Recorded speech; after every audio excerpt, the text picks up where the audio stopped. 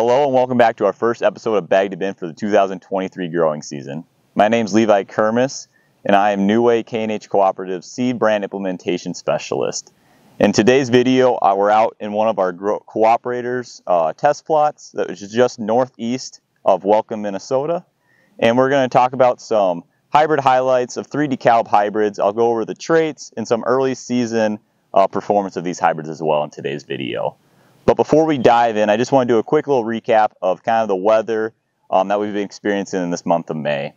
So right now, today is May 31st, and the plot I'm standing in right now was planted on May 3rd. And according to the University of Minnesota's Extension's Waseca's location, we received about 380 GDUs so far in this month of May. Compare that to last year, we received about 336 GDUs during the course of May.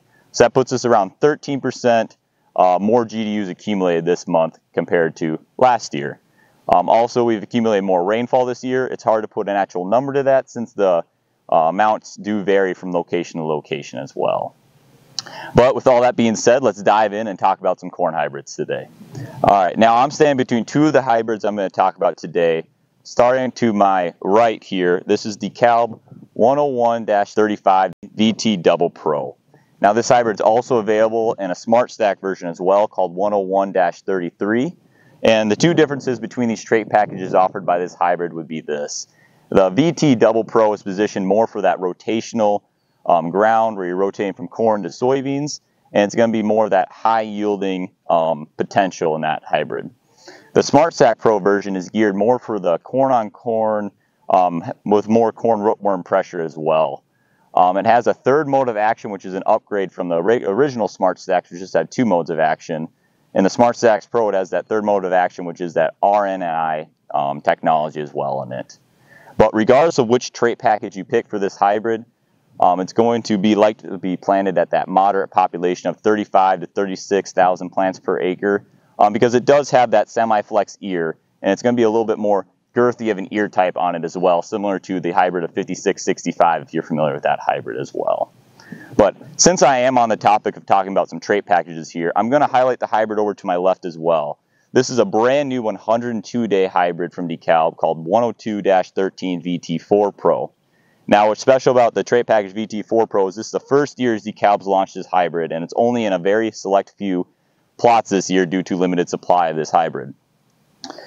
Now, this hybrid also, to explain a little bit about the VT4 Pro technology, what Bayer did is they combined their Tricepta trait, which is their 3 above ground modes of action, as well as comparing it with 2 below ground modes of action as well, one of those being that RNAi below ground technology that's present in the Smart Stack Pro trait as well.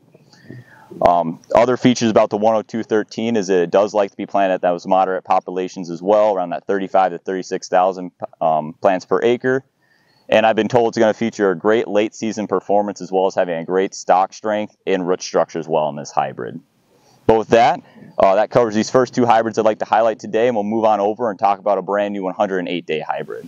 All right, so I'm saying right in the middle of our brand new 108-day hybrid from DeKalb, 108-64 Smart Stack Pro.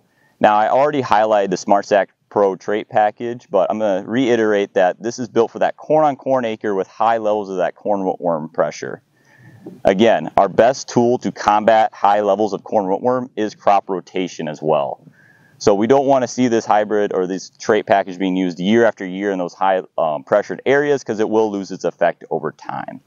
But with that being said, this is a great option to help combat those corn rootworms.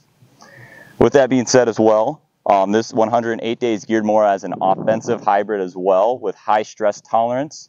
However, one watch out on this hybrid is that it doesn't like wet feet.